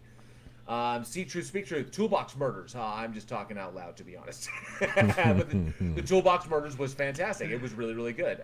Toby Hooper, I think. So.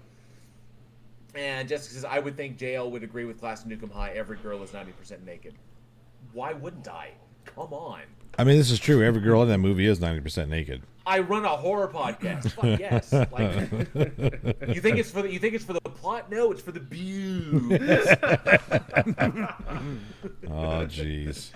Oh man. Oh, but definitely, if you have a favorite '80s splatter flick, let us know in the comments or at weekendhorror@gmail.com. We'd love to hear what you have to say. We love interacting with you guys. And Alex is still extremely lonely. He's lonely right now, just sitting in his little house all by himself. He'd like to hear from you. Lonely. I'm so lonely. I won't sing anymore. I'm sorry. All right. Well, we have one movie left. Yes, we do. Yes, we do. And it is. I don't. Why are we doing this one? It's not. It's not Christmas time anymore. Because this is when it came out. I know, but damn it. But there are Christmas movies that come out in November. So That's November true. to January is pretty much Christmas season, and it's that's literally fair. January 30th. That's fair. To All a Good Night is a 1980 American slasher film directed by David Hess and starring Jennifer Runyon. Oh Jesus! So it's so bad. This movie is so bad. This movie is so bad. So there's a Christmas vacation at a finishing school for girls. Student is killed. Okay, check one. Check one. Girls. Finishing school for girls. So we know they're uptight, which means they're ready to get naked. Check two. Check two. And then somebody gets killed. Check three. Check three. Jackpot. 777. Bar, bar, bar. Ching, ching, ching, ching. We're winning. Yeah, I mean, that's basically what happens. There's somebody dies, and then 150 bazillion years later, the ghosts come back to kill some people. It's not ghosts. Oh my God! Leave it. Charles says splatter a lot of times interweaves body horror, so I tend to sway towards Reanimator as an '80s fave. Oh, interesting. Yeah, okay. I like a Very cool. Reanimator. Awesome. Yeah, Reanimator was fantastic. Yeah. What was that like? Join a sideshow. Yeah. Oh. But To All Good Night. Christmas horror, man. I Yeah. dig it. I love Christmas horror. This is a slasher also. Yep. And I kind of like this movie though. I know it's not the best movie in the world, but it is fun. It has that classic slasher tone. It's kind of a revenge slasher, kind of like Prom Night and House on Sorority Row. So there's a reason that somebody is killing all these people. So I like this movie a lot, and it's directed by David Hess. Krug from Last House on the Left, and you gotta love it when Krug directs a slasher flick. So, and I like the soundtrack on this one too. It's really wonky and 80s and electronic-y, and I like it. I agree. It's a fun movie to watch. I mean that's exactly what it is. It has some fun kills.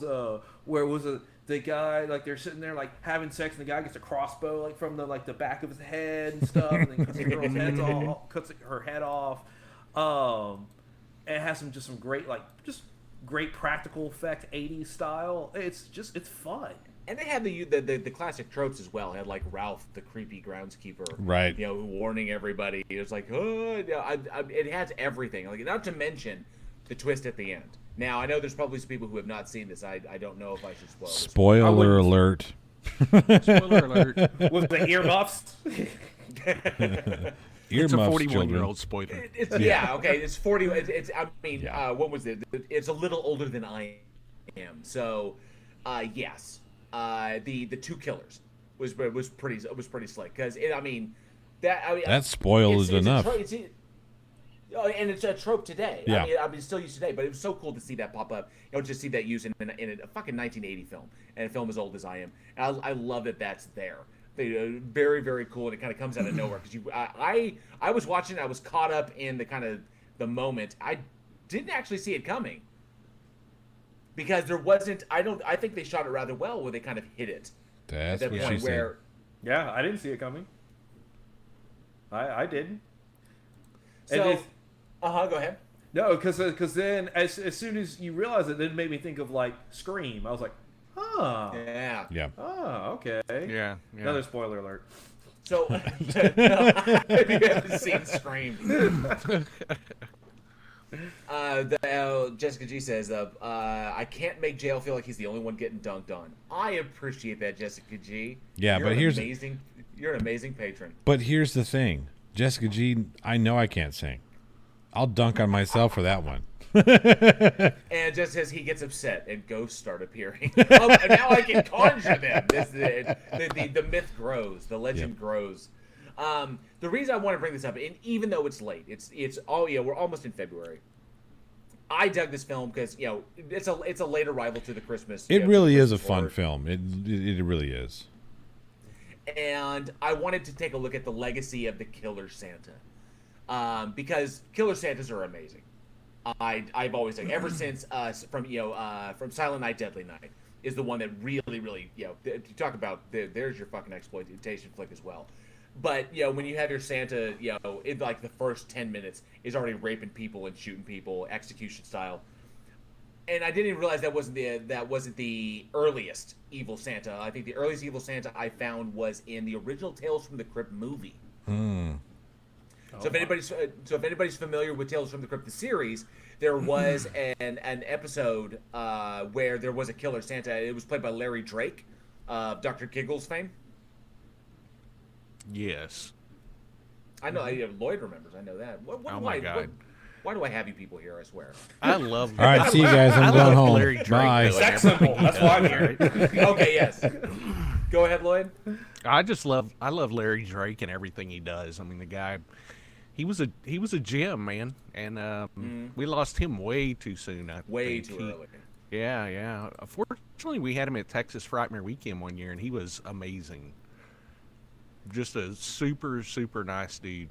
Oh, I would have loved to have seen that. That's awesome. He was very nice, but the Santa Claus that he played, fantastic, and I also love him in Dark Night of the Scarecrow. Oh yes. Mm-hmm. Oh, so cool. You just reminded me that it's totally off point. But I remember getting to catch Angus Scrim at his last one. Yep. So I remember hallmarks to that. But man, Larry Drake was. I loved him in Dr. Giggles. I thought he was hilarious, and just vicious. Now I just thought he was so into that role. I dug that. But it goes all the way back to the original Tales from the Crypt film, the Killer Santa, and then of course you got like Silent Night, Deadly Night. You got To All a Good Night, and then of course, oh Lord, there was another one that I wanted to bring up. The Silent Night, Deadly Night series ran. I mean, there was the first one. There was the second one with Ricky. Garbage Day. And Garbage Day. And then of course the current the 2012 I don't know if that was a continuation. There was a bunch of them though. Yeah. But I Do you feel like the evil Santa kind of took place of Krampus, and then Krampus people figured that out and said, let's do that one instead? I think it's a hallmark to it. I think that because the German folklore of Krampus and Krampusnacht was not as widespread. Now that horror we've ballooned so much out, now we can have we have a fucking Krampus movie. Yeah. I got like think 3 of them, I think.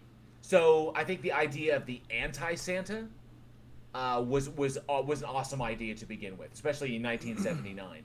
And I think of turning it on its head and introducing that concept to American audiences was pretty, I would say it was almost taboo at the time. Because if you think about it, with the image that we try to sell of Santa is welcoming and inviting, and you put your kids on his lap, and it's supposed to be a wholesome thing. I remember and I know that Loyd remembers the uproar over Silent Night, Deadly Night when that came out, and the band that it was hit with. Mothers lost their minds. They were protesting, and you can still find some of those articles archived online about, well, mothers. Oh, you're ruining it for our kids. Well, maybe don't take your kids to see that. Yeah, yeah. What's that? There was a short where it was like Samuel L. Jackson was sitting there at like a gas station or something like that, and someone was like, You make horrible movies. They're not family friendly. And he's like, well, I don't make movies for kids and stuff like that. Well, you shouldn't cuss and do stuff like that in your films. But I don't. I don't take your kids to go see them. But that's how I feel. You let your kid watch Django? Yeah. That shit was funny. And it should be said, it should be stated that Silent Night, Deadly Night was so extreme, and it put mothers in such an uproar over the idea of this evil Santa, the Santa that rapes and murders, and then of course goes on a killing spree because it's the little kid all grown up, and God, that kid was a beast. Was so bad that the film was pulled. And what movie did it make way for? Because Silent Night, Deadly Night was on track to be an amazing film. But there was another horror film that released at the same time that saw its success, I think, because Silent Night, Deadly Night was pulled from theaters. And that was A Nightmare on Elm Street. Elm Street, yeah. Yeah. So interesting. History, who knows? But there's your. I think Nightmare on Elm Street was going to be what it was regardless. You think so? Yeah, it's just one of those movies that when you watch it, like they've got something that was kind of special. Yeah, it had that. It has that X factor that you just can't explain, but it's like, yeah, it's got it. Right. The X factor is Robert Englund. Well, he's definitely part of it, but I think it's just the movie itself is. I mean, that idea of that film, and where Wes Craven got the idea for that film. Everything about it just says this is going to be a movie that people are going to talk about for decades. Yes, this is true. Yeah, it is. It's one of those movies because there's like thousands of decisions you have to make throughout the course of making a film. Some big, some small. And if you get most of them right, you'll have a good movie. But when you get basically all of them right, that's when you get something special. Yeah. Sorry, I'm looking at the chat. Jessica Jesus, The Conjuring 3, jail activity. Yep. Let me see here. They're coming up with names. The Exorcism of Jail Warren. Yep. VHS 4, Jared Normal activity. JL, Jared Normal. Watership Down, The Wall into the War. I gotta remember that. Seek Truth, Speak Truth. What was it? Someone says, PhD Tony, one of our awesome patrons, says, I think we should be more understanding of jail falling down the paranormal rabbit hole. His surname is Warren. Thanks. Oh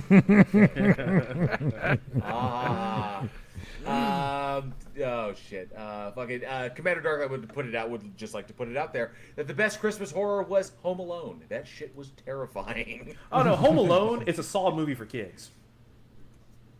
Yes, no, yeah. I mean, just sit there and think about Saw and watch Home Alone. You're like, Saw for children. So Macaulay Culkin did say that he grew up to become the Jigsaw. Jigsaw. Yeah. See, Clive Wells, Commander Darklight, the Star Wars Holiday Special was a nightmare. That it was. Yeah. That it was, Captain. I've seen it all the way through once, and I'll never be able to watch it again. I can imagine. It took a team of people for us to get through it. So, given that, I wanted to look at the idea of the Killer Santa, and I love the concept. The concept, it was like the early version of Krampus, the anti-Santa Claus, the Santa Claus that you cannot trust, and of course, it's like a trap because you think it's one thing and it turns into something else, and obviously it's something that you're supposed to trust. You realize you shouldn't have.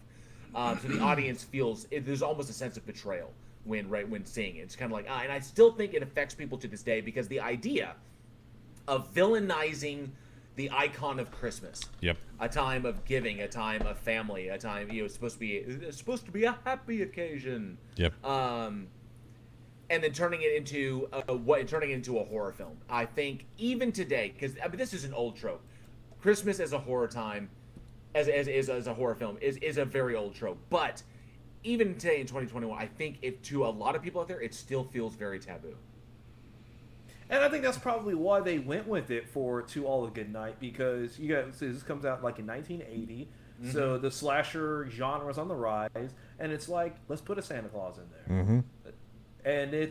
And we already got successful low budget slashers that have become big. So let's go ahead, let's take $100,000, and we already got a villain because we just make it Santa Claus, and then we can follow the roadmap that's been guided to create a slasher movie, and you get To All a Good Night. Right. And the beauty part about it is that they can even say that it's really not Santa Claus, it's just somebody else, but we're in a Santa Claus suit. So that's kind of cool too.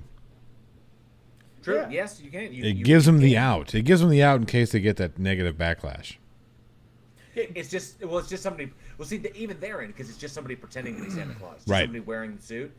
But then how do you? But then how does the kid know if the kid shouldn't watch this? But then how do they know what Santas are fake and what Santas are not? Jessica G is stirring the pot. She is. I'm ignoring it. I have to. That's a whole nother conversation. I am not falling for that friggin' bait, Jessica. that is a trap. That is a trap. Okay, people when they listen to the audio will not say, the spin in the chair. It's a trap. Yep. Yep.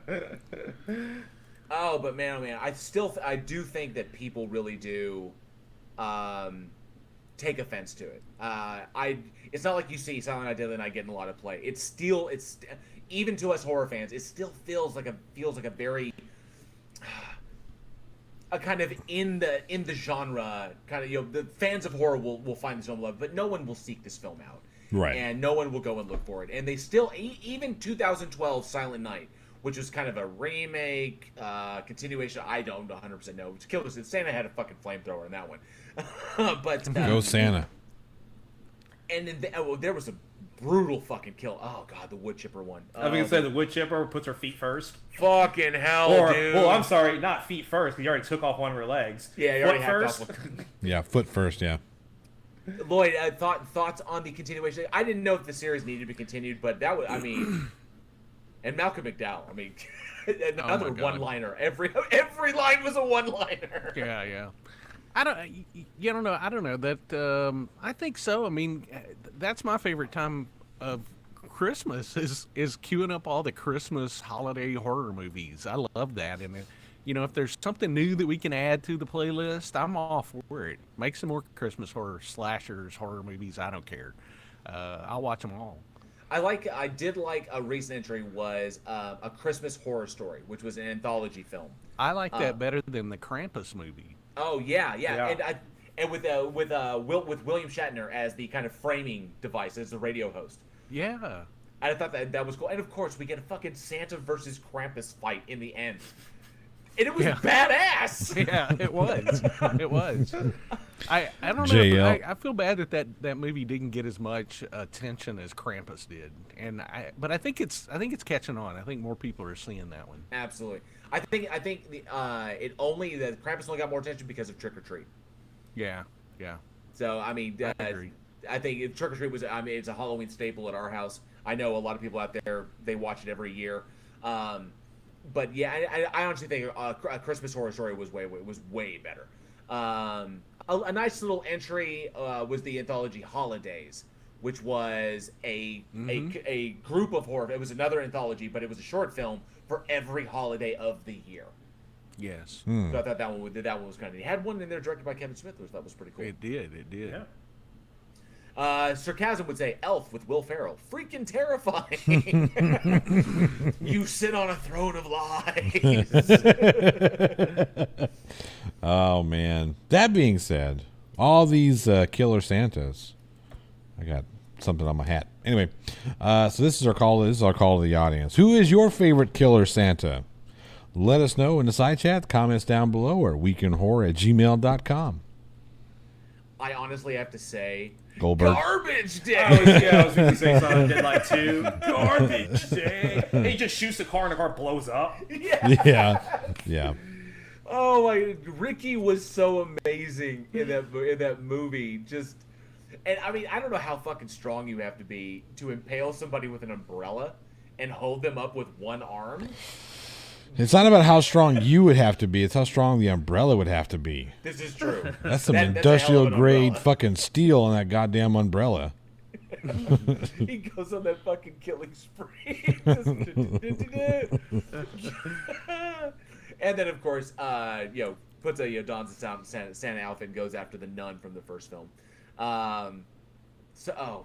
Ricky was hilarious. That dude was unintentionally hilarious, and he was just amazing. He fucking made that movie. The dude was so intense with everything he delivered. Yes. Oh, fucking hysterical. Damn it. Oh, man. But yeah, definitely let us know. What is your favorite Killer Santa? Could be all the way back 1979's original, the Tales from the Crypt movie. Or it could be from the series, Larry Drake's version of it. Or, of course, any of the Silent Night, Deadly Night is 1, 2, and I think the 6th one. Or if there's one that we missed, definitely let us know in the comments below. Or hit us up, weekinhorror@gmail.com. Goldberg. Yes, Bill Goldberg, Santa Sleigh. There you go. Santa Sleigh. There you go. Yeah, I gotta Sorry, go. that It's a roommate toss popped up up. on me. I was going to say again? Sorry about that. It's a roommate knocking toss on up the for. door. Oh, Oh, go tell him ahead. to fuck go off. Sorry about that. Lloyd, continue. No, I was just gonna say it's a toss up. Larry Drake, Santa Claus from the Tales from the Crypt series, and the original Billy from Silent Night. Yes. The original Billy. Oh my God. That It's so sad all the crap that kid goes through in that it's movie. fucking brutal, and he fights. That kid's got PTSD hardcore, and he Oh, yeah. fights it so hard throughout the whole until he eventually just fucking snaps. Yeah, and you're kind of glad. You're like, yeah, go ahead. We Yeah. understand. Pop off a few Yeah. rounds, Just kill kill some that man. people, whatever. Fuck them up. Oh, You deserve yeah, it. But it was Lillian Chauvin who was the nun in that, right? Think so. The original. I think I in the have to look it up. Yeah, I'd have to. Yeah, look mother. it She up. was the Mother Superior. That's right. She was Mother Superior. Yeah. She was atrocious. An evil bitch, man. Yes, Oh absolutely. my God. My wife grew up Catholic, and she always tells me that's pretty accurate too. Yeah, there's damn. yeah. All the film adaptations of Catholicism and like catechisms or Catholic school or Mother Superior. Yeah, those are about right. Yeah. Oh man, Yeah. but, I just remember Robert Wilson was a fucking beast in that movie. Wasn't he though? Damn, that dude was a hoss. And then of course, I mean, it showed. It was like it was little kid Billy, and he goes through all the fucking torment of the Catholic orphanage, and Mother Superior being the absolute monster that she was. And then it jumps forward again. He's out in the world, and the dude's just fuck yeah. That's how you make a fucking bad guy. That was intense. I love Silent Night, Deadly Night. I watch it every year around that time. Yeah, he ended up playing on Santa Barbara. He did like a 7-year stint on that TV, like the late night soap opera Santa Barbara, and something. I think he was in Knots Landing and some other stuff like that. Just because he was like this dashingly gorgeous dude, Oh, he was, yeah. I'll give him he that. was. Him on the beach running in slow motion, Baywatch style. Yeah. Oh, someone's brought up Gremlins. Oh yeah. It's a good Yeah. Christmas one. Hell yes. Yeah, I just wish they would have filmed the scene with the Gremlins playing soccer with the mom's head.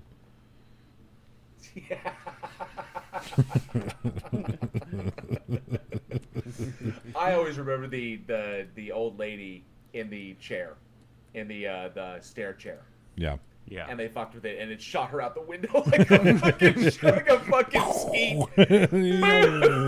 That was inspired. That shit was brilliant. That movie. I don't know how big those stairs were. She was on that thing for a long fucking time. I just fired her out the window. It was Yep. like, damn. Yep. Those Oh. gremlins. Stuff. Those rascally gremlins. Oh man. So we got a birthday. Yes. We want to wish a very happy birthday to horror legend. We've spoken of him already. Joe Bob Riggs, who was born January 27th, 1953. We'd also like to take a moment to remember legendary director Tobe Hooper, 43 to 2017. Yeah. Yeah, rest in peace, good sir. Oh man, Tobe Hooper. Best memory of Tobe Hooper. What do we got, Lloyd? Charles tells this one best, but there were a lot of stories. Toby was kind of a hippie, and we went out to eat. So we had a screening of Texas Chainsaw Massacre, and we took Toby and a bunch of people from Texas Chainsaw Massacre to a steakhouse for dinner while the movie was playing. And then after we ate, we went right back. But he had gone into the bathroom, and Charles tells us best because it happened to Charles.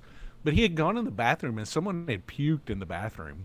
And he comes out and he tells Charles, "Man, you got to see this. This is the grossest thing I've ever seen. It is crazy, man." And he pulls Charles back into that bathroom, and Charles was like, "Oh." He said it was the most disgusting puke he'd ever seen in his life. But Toby was so amazed with it, you know. He just wanted everybody to see it. He wanted to show everybody. He was like a kid, man. He was just, you know, he was fun, and you can see where his imagination, you know, stories like that. I've got other stories about Toby, but it'd take all night. That's awesome. That's awesome. First experience with his work was Texas Chainsaw Massacre for me. Yep.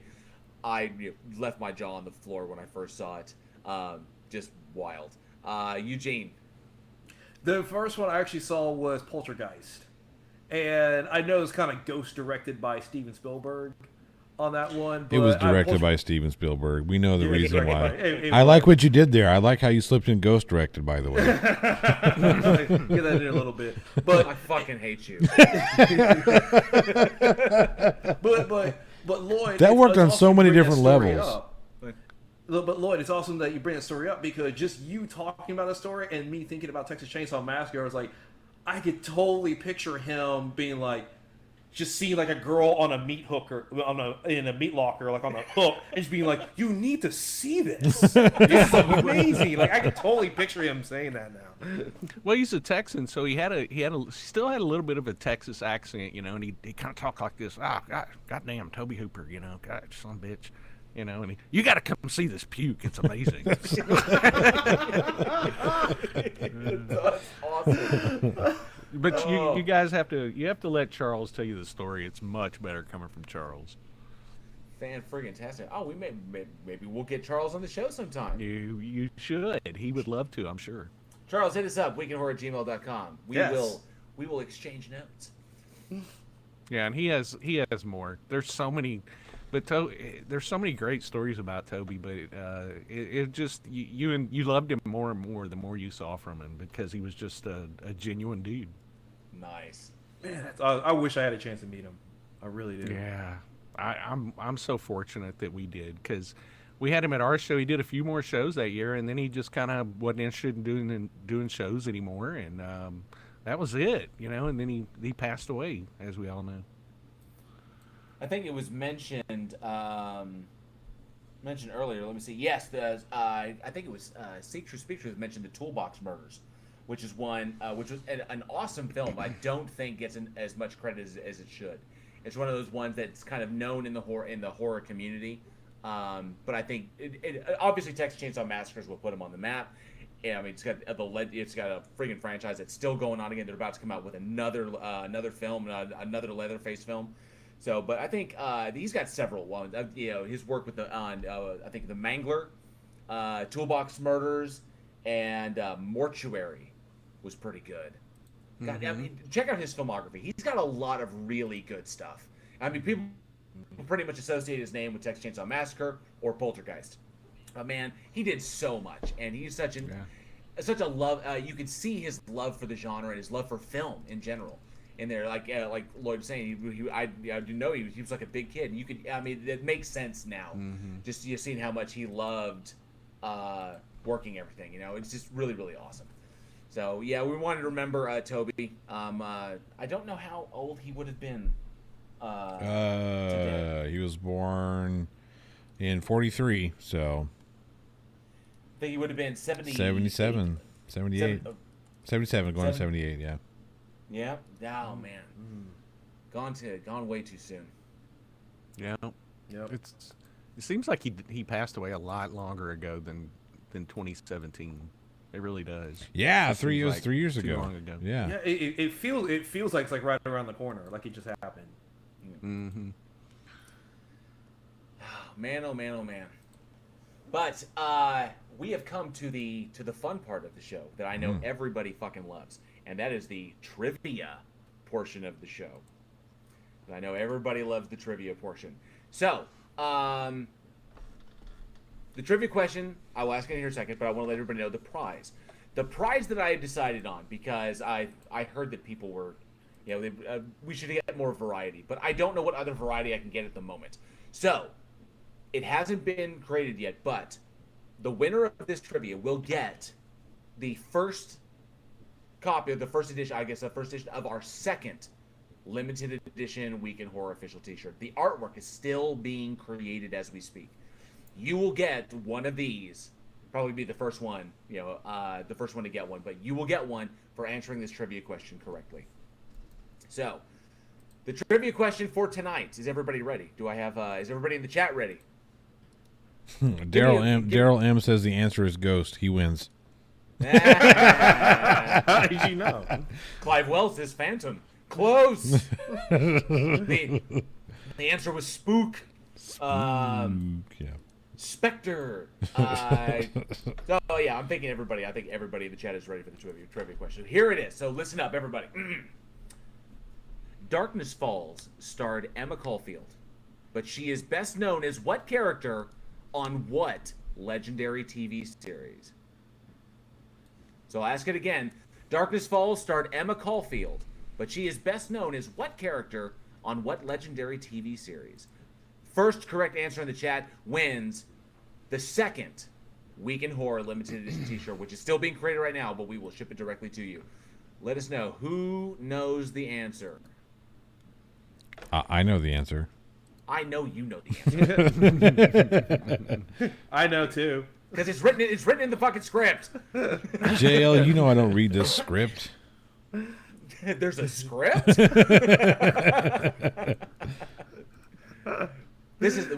are a professional podcast. What do you think this is? A fucking Kevin Smith film? Exactly. That's exactly what All right. this is. First correct answer in the chat. I know most of us are watching, but come on. I'll read it again. Darkness Falls starred Emma Caulfield, but she is best known as what character on what legendary TV series? I think PhD Tony knows as well, but PhD Tony has already won like 4 of these things or 3 of these things. Yeah, he knows it. So, Commander Darklight, you're halfway there. I need both. What character on what TV series? We got one. Yep, got half of it. You're halfway there, Commander Darklight. Bring it. There it is. Done. Yes! Emma Caulfield was Anya on Buffy the Vampire Slayer. Yes. My personal favorite TV series of all time. So, yes, well done. Commander Darklight, thank you very much. Daryl M. General Hospital. What the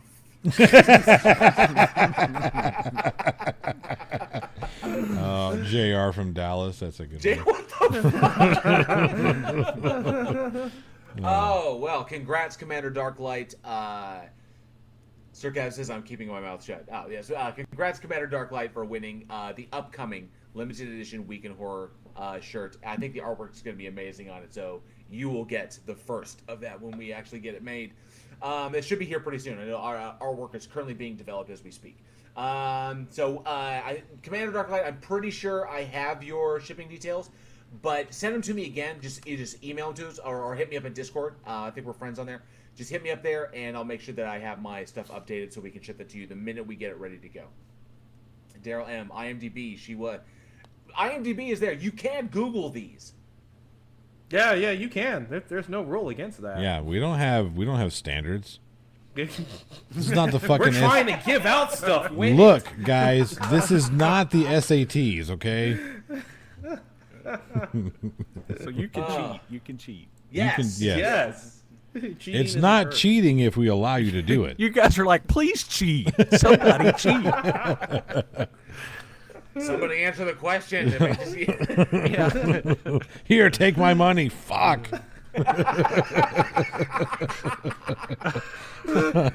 Shut up and take my money. Oh man, well, thank you very much. Yes, I love doing the trivia questions, and I know people look forward to them. I see PhD Tony hanging back there. I think he's won 3, and he gave his 3rd one away, which is cool because he's always first one on there. He's like, I know this one, and he doesn't want to steal them all. Daryl M says, I need IMDb because I know shit. IMDb's for the weak.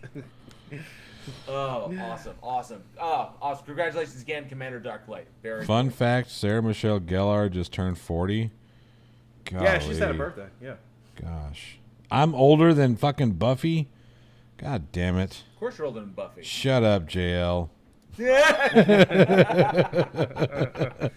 I'm the same age as Buffy. Oh, we don't have Look at Alex you. here because he's the baby of the group. So. He This is. is true. He's like 12 years old. Yeah. We have to get his mother to sign a permission slip to let him be on the show every week. All right. Well, this has been truly epic. Thank you, Loyd, for joining us for this look back at some truly epic horror. Is there anything coming up for you that you'd like to let everyone know about?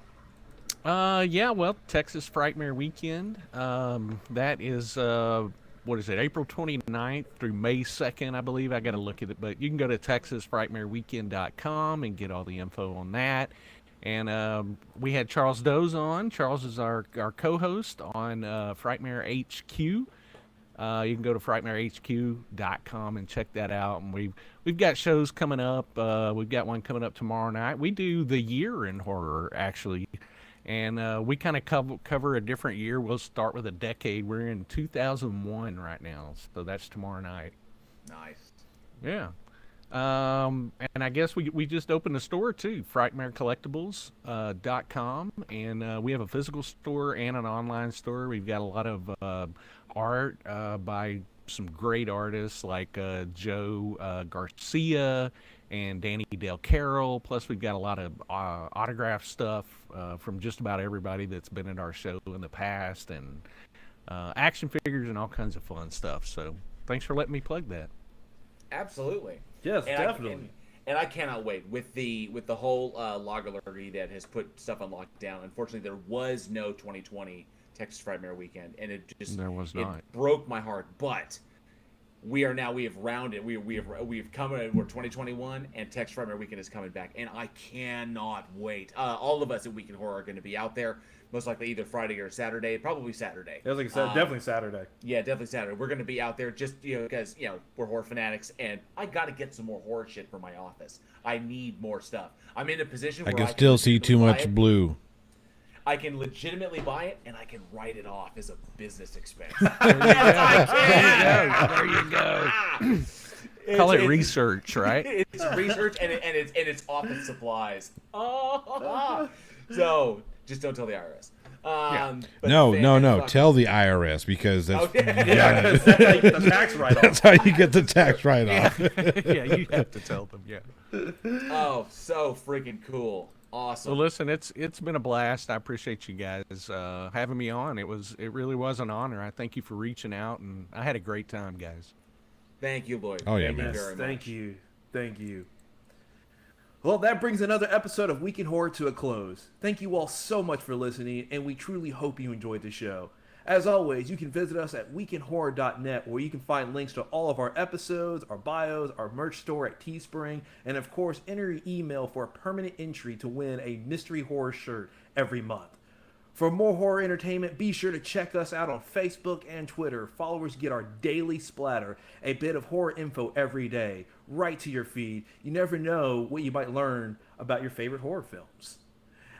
And we really hope you enjoy the new live format, and we'd love to get your feedback. Subscribe to our channel and smash that bell like a zombie head for our latest from the show. And lastly, if you truly love what we do here, and if you would like and are able to support our production, you can through our PayPal and our Patreon. We have Patreon tiers as low as $1, with bonus and exclusive content and horror films every month. Links to everything, including our Discord community, where you can find film recommendations, trailer, trivia game, and even interact directly with us, are below. But we know these are trying times, and things are extremely tight. As always, simply liking and sharing this show to your local horror community is always the absolute best way to help us continue to grow. We appreciate each and every one of you for your continued listenership. I'm Eugene. I'm JL. I'm Johnny O. We'll see you next week, and as always, stay scared.